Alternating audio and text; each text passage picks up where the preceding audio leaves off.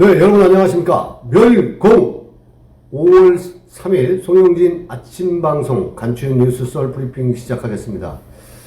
오늘 보시다시피 이렇게 모자를 쓰고 진행을 하는데요.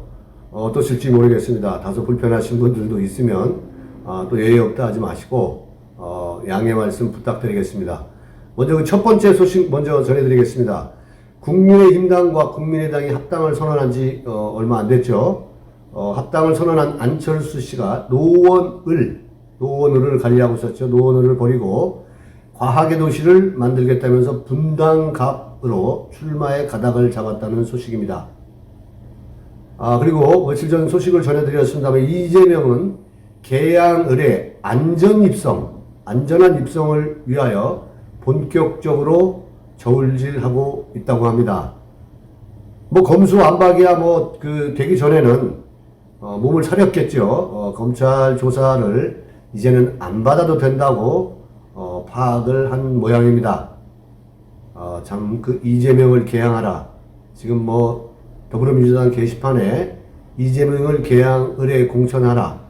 지금 도배하고 있다는 소식 제가 전해드렸습니다. 그런데 저는 웃고 싶습니다.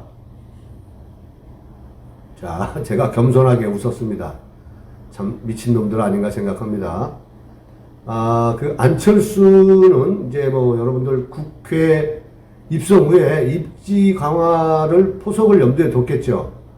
인수위원장을 거쳤고 국무총리는 안 한다고 했으니까 다음 대선에 아마 도전하겠다는 전략으로 그 일환으로 아마 그 분당으로 가는 것 같습니다. 하여튼 글쎄요. 좀 더 지켜보기로 하겠습니다.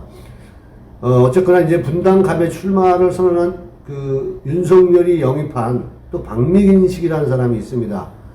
경선을 치를 전망인데, 박민식, 안철수, 글쎄요. 안철수는 거물이니까 안철수가 가능성이 좀 있나요? 여러분 판단에 맡기겠습니다. 그리고 이재명은 송영길 지역구, 아시죠? 계양을, 거기가 이제 계양을입니다. 이재명 차출론이 나오는 이유는 더불어민주당 계양을이 더불어민주당 지역 같습니다. 광주처럼 이런 식으로 계양을은 깃발만 꽂으면 민주당이 되는 것 같아요. 세상에 그런 지역이 있는 것도 참 그렇습니다만은 어쨌거나 민주당 강세가 강한 지역인데 안정적인 당선 가능성을 점치고 있는 것 같습니다. 계양을이 좀 자존심을 가졌으면 좋겠습니다. 이재명 그러니까 상임 고문이죠. 현재 이재명은 더불어민주당의 상임 고문인데 인천 계양을 차출론까지 나오면서 이제 안철수의 분당갑 출마 이런 것들을 보면 이번 지방선거와 함께 치러지는 재보궐선거가 대통령 선거 수준으로 이제 이 보선이 치러지는 양상으로 가고 있다는 이러한 관측들이 나오고 있습니다. 자, 이건 두 번째 소식 전해드리겠습니다. 두 번째 소식은, 권양숙 여사, 노무현 전 대통령 유가족이죠. 윤석열 취임식 참석을 거절했다는 소식입니다. 별 중요한 소식은 아닙니다만은, 어쨌건 간에, 노무현 대통령의 부인 권양숙 여사 등 유가족 측이 오는 10일 윤석열 대통령 당선인 취임식에 전체 참석하지 않겠다는 의향을 대통령 취임준비위원회에 전달한 것으로 알려졌습니다. 그러나, 윤 당선인 측은 예의상이겠죠. 이번 주 중 예정대로 초청장 전달은 진행하겠다는 입장입니다. 자, 여러분, 세 번째 소식은 정치 소식 아니고요. 연예계 소식도 아니고, 이번 세 번째 소식은 오래간만에 전해드리는 것 같은데, 스포츠계 소식 전해드리겠습니다. 자, 여러분, 차범군의 차붐이 아니라, 이번에는 손흥민 소식 전해드리겠습니다. 자, 한국에 나온 세계적인 축구 스타죠. 이 손흥민이가 18억 골, 19억 골을 17억 골까지 쏘아가지고 차붐이 세웠던 그 기록을 지금 동률로 가고 있었는데 손흥민이 날 18억 골, 19억 골 폭발로 차범근의 17골을 넘고 한국인 시즌 최다골 기록을 달성했습니다. 축하드립니다. 손흥민이 지금 잉글랜드 프로축구 프리미어 리그, EPL이라고 하죠. EPL에서 이제 멀티골을 폭발하면서 시즌 19골을 쌓아 올렸습니다. 차범근전 국가대표 감독의 한국인 유럽리그 한 시즌 최다 기록을 넘어선 것이죠. 이 기록이 36년 만에 깨진 겁니다. 36년 전 차범근 전 감독이 세운 한국 축구 선수의 유럽 정규리그 한 시즌 최다 기록이 17골을 기록을 가지고 있었는데 이번에 깨진 겁니다. 자, 역시 여러분들 기록은 뭐 하려고 있다? 깨지라고 있는 말이 정말 정설인 것 같아요. 그 난공불락에 깨질 수 없는 기록 같은데 그 기록은 항상 어느 순간에 가면 깨지는 걸 보면 역시 기록은 깨지라고 있는 것 같습니다. 자, 이로써 손흥민이 첫 EPL, 프리미어 리그가 EPL이라고 그랬죠. EPL 득점 왕 플러스 3시즌 연속 10-10 도전에 이제 챌린저의 목표가 성공을 눈앞에 두고 있는 듯 합니다. 대단하고 위대하다고 생각합니다. 참고로 이제 그 도움골이라고 얘기하잖아요. 이제 뭐 어시스트라고도 얘기하는데, 이제 도움은 7개의 도움으로서 3개만 더하면 10이 되는 겁니다. 이 손흥민 얼마 남지 않았습니다. 10-10 반드시 기록을 해서 대한민국의 어떤 저력을 보여줄 수 있는 손흥민이 되었으면 좋겠습니다. 손흥민 파이팅입니다. 자, 네 번째 소식 전해드립니다. 문재인의 자, 마지막 사면론을 제가 좀 전해드린 바 있는데, 이제 문재인 씨가 이 사면론을 꺼내 들고 이 카드를 들고 이제 여론의 간보기를 지금 계속 하고 있는 겁니다. 이것은 이제 만지기 차원에서 거의 이제 이거 구체화되고 있는 것 같아요. 그런데 이 그 사면론에 대한 여론 지지율을 보니까 이재용 씨가 거의 그 사면을 했으면 좋겠다. 찬성이 거의 70%에 가깝네요. 68%니까. 근데 이제 제일 사면에서는 안 된다. 저와 똑같은 생각을 가진 사람 국민들이 약 한 56% 정도 되는 것 같아요. 탄핵에 찬성하는 사람들은 약 한 26% 정도 되고요. 나머지는 뭐 모르겠다고. 어쨌든 간에 김경수 사면 반대, 안 된다. 56%. 정경심 사면 반대, 57%. 그나마 국민들이, 의식 있는 국민들이 60%에 가깝다는 게, 그거에 대해서 정말 감사하게 솔직히 생각합니다. 세상에 반은 문바들만 있는 줄 알았는데, 많은 국민들이 대한민국의 공정과 상식을 무너뜨리고 대한민국의 민주주의의 근간을 뿌리채 흔들어버린 댓글 조작, 여론 조작을 통해서 문재인을 당선시킨 이 김경수를 사면한다는 것은 말이 되겠습니까? 그리고 이제 MB 반대는 51% 정도 되고요. 사면에 반대하는 거. 찬성은 한 40% 정도 되는 것 같아요. 그래서 제가 보기에는 일단 예측을 해보면 이제 이명박에 대한 것은 사면이 거의 기정사실화 된 것 같고, 그 다음에 이제 이재용 씨에 대한 부분은 거의 반반인 것 같은데, 여론의 기울기를 봐서 여론 지지율이 높기 때문에 또 대한민국의 경제 상황을 봐서 두 사람은 사면이 될지 않을까 이런 생각을 갖습니다. 어쨌건 간에 그 정경심과 김경수에 대한 부분은 절대 사면이 안 되는 것을 알기 바랍니다. 김경수 전 그 지사는 조국 전 법무부 장관 부인인 정경심 전 동양대 교수 등에 대한 사면 반대가 전체적으로 50%를 넘어섰다는 여론조사 결과를, 이 부분을 알고 문재인이 똑바로 처신하기를 바랍니다. 자, 다음 5번째 소식 전해드리겠습니다. 그 검찰 수사권이 완전 이제 박탈한 이 입법 갈등이 곳곳에서 심화되고 있는데요. 오늘은 그 국회에서 배현진 의원, 국민의힘당 의원이죠. 국회의장의 앙증맞은 몸, 신체적인 걸 얘기를 하겠죠. 앙증맞은 몸, 박병석 의원만 앙증맞지는 않죠. 또 법무부 장관도 몸이 앙증맞은 것 같아요. 근데 이러한 표현이 잘못됐는지 잘 모르겠습니다. 이게 이제 민주당은 차별적 혐오 반론이라고 하는데, 이걸 또 이제 걸고 넘어지고 있습니다.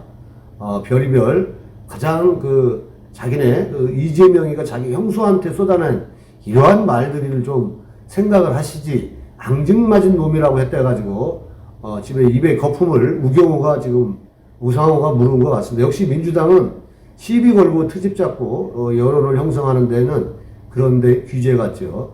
이제 총대는 항상 김어준이 매죠. 뉴스공장에. 저도 이제 그 이름을 소영진 뉴스공장으로 할까봐요. 좀 고민을 좀 해보겠습니다. 자, 이게 무슨 얘기냐면 배현진 의원이 지난달 30일이죠. 검수완박이 통과되던 날인데 30일 의사진행 발언 과정에서 먼저 국회의장과 동료 의원에게 항상 인사를 하고 뭐 발언을 하고 하지 않았습니까? 존경하는 의장님 그리고 존경하는 동료 국회의원님 이렇게 하면서 의장 발언을 하죠. 제가 좀 비슷한가요? 네. 근데 저는 그 의도적으로 그것을 따르지 않겠다고 배현진 의원이 이제 단상에 올라서 얘기한 내용입니다. 자, 한번 들어보겠습니다. 그는 무소속이어야 할 국회의장이 노골적으로 민주당의 일원으로서 국회 자살 행위를 방조한 것에 대하여 국민의 뜻을 담아 항의의 뜻과 함께 인사를 거부함을 먼저 알려드린다. 이렇게 얘기를 했습니다. 그는 이제 배현진입니다. 그 배현진이 한 얘기를 소개해드리는 겁니다. 오늘 국회의장은 아주 옹졸한 모습으로 국회 부의장의 방문을 거절하고 정진석이죠. 국회 부의장이. 의장실 앞 면담을 요구하며 늘어서 있는 국민의힘 의원들을 의장실 당직자와 경호인들을 앞세워 무차별적으로 밀어붙였다. 그는 그 과정에서 제발 멈춰라, 서라 얘기했음에도 당신의 그 앙증맞은 몸을 저희 국민의힘 의원 위로 밟고 지나가기 위해서 카메라 밑으로 보이지 않는 장면들을 짐작하고 구둣발로 앞줄에 앉아있는 저희 여성들을 걷어차며 용맹하게 국회의장석으로 올라왔다. 이에 배 의원은 그 박병석이 있는 단상을 앞을 보고 있다가 뒤를 돌아서 박 의장을 바라보고 의장님, 당신이 얘기하는 민주주의가 이런 겁니까? 하면서 이렇게 이제 손을 모아서 얘기했어요. 의장님, 당신이 얘기하는 민주주의가 이런 겁니까? 말씀해 보십시오. 제가 보니까 이렇게 하고 있더라고요. 자, 여러분, 이게 삿대질입니까? 아니면 의장에게 항의하는 걸로 보입니까? 그래서 이제 이것이 삿대질을 했다. 뭐 손을 올린 게 삿대질은 이게 삿대질 아닌가요? 너! 막 이런 식으로 하는 게 의장 똑바로 해! 이건 삿대질이죠. 이제 배현진은 초선이니까 이제 뭐 더불어민주당의 586의 강기는 여러분들 사실 뭐 대무 좀 했다고 별수입니까? 공부 못하는 것들이 배수 맨날 데모하고 그랬었죠. 네. 아무튼 뭐 그거를 평화할 생각은 없는데 뭐 별로 존경받아야 할 사람들도 아니지 않습니까? 더불어민주당의 의장도 마찬가지고요. 뭐 중립을 지켜야 할 의미에서 이제 탈당까지 해서 무소속으로 남는 것이 이제 국회의장인데 전혀 그런 적을 또 본 적도 없습니다. 아무튼 저는 뭐 이거 또 정파를 떠나서 배현진 의원을 강력하게 응원합니다. 잘하셨습니다. 자, 여러분 여섯 번째 소식 전해드리겠습니다.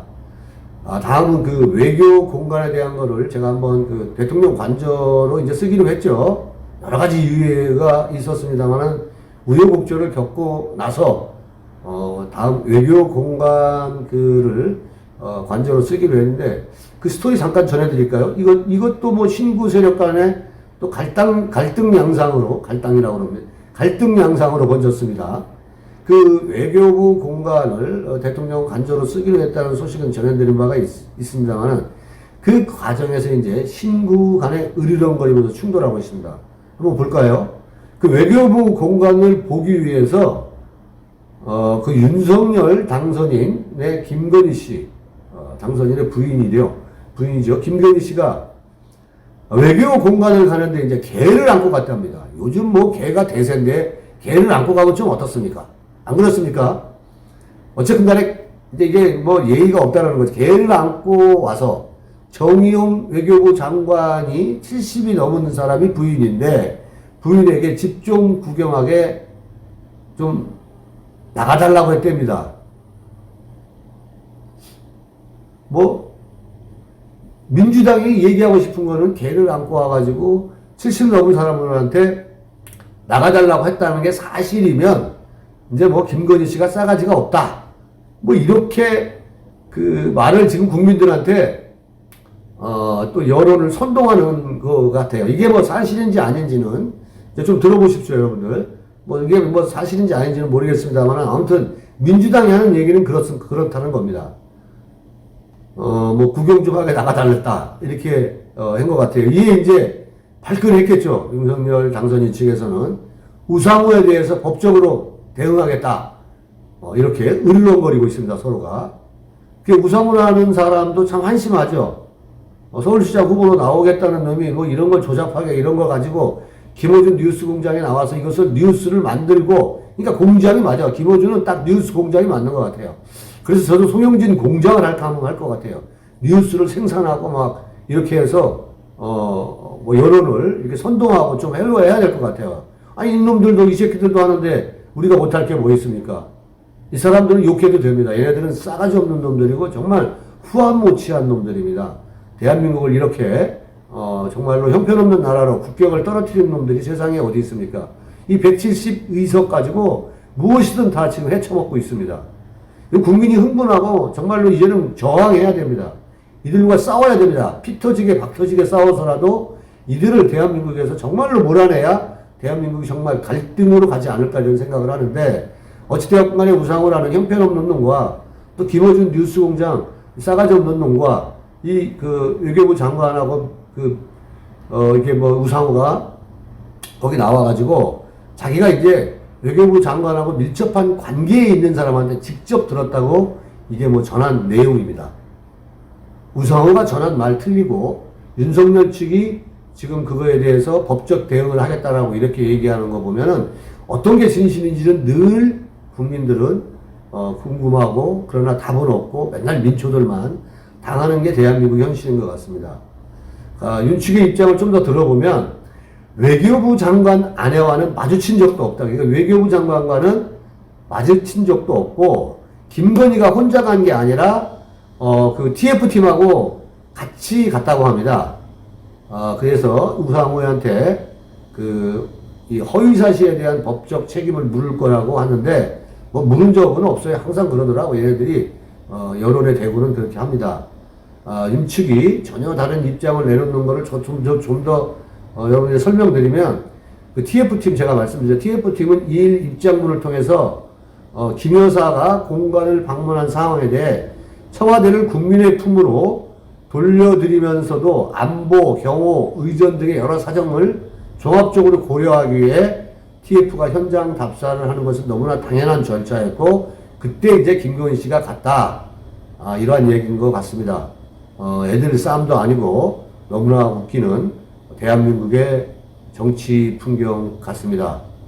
자, 7번째 소식입니다. 자, 외부 마스크 착용 의무가 해제된 첫날인데, 여러분 어떻습니까? 오늘 달라진 첫날 표정, 여러분 어떠셨는지 저도 궁금합니다. 저는 의도적으로 이렇게 다니면서 마스크를 쓰지 않았습니다. 왜냐하면 이게 지금 뭐 문재인의 무엇이든 간에 문재인의 어떤 통제로부터 벗어난 첫날이기 때문에 뭐 항의 차원에서라도 벗고 다니고 싶었었고, 그런데 이제 뭐 학교도 일상으로 이렇게 회복되고 했는데, 전체 국민 중 10명 중에 8명이 오늘 마스크를 썼다고 해요. 여러분은 오늘 마스크를 쓰셨습니까? 안 쓰셨습니까? 이제 학교들도, 저는 이제 벗었다는 얘기를 했고요. 이제 학교들도 이제 어떻게 됐나 궁금한데, 이제 초등학생들도 이날, 첫날에서 일상으로 돌아간 첫날인데, 이제 뭐, 학생들 인터뷰 내용을 보니까, 바깥에서 마스크를 쓰지 않아도 된다는 건 알지만, 걱정이다. 그렇게 마스크를 쓰면서 학교로 이제, 들어가는 그러한 인터뷰 내용을 본 적이 있습니다. 어쨌든 간에 이제 마스크가 물론 외부에서만 이제 착용 의무가 해제됐습니다만은 하루빨리 내부에서도 마스크를 벗고 살 수 있는 2년 전 대한민국의 모습으로 다시 돌아오기를 간절하게 바랍니다. 오늘 준비한 소식 여기까지입니다. 여러분 오늘 모자 쓰고 진행한 아침 방송 어떠셨습니까? 아직 구독과 좋아요, 알림 누르시 않으신 분들은 그 조 밑에 여러분 핸드폰 하단에 있는 구독, 좋아요, 알람 설정 꼭 해주시기를 바랍니다. 멸공!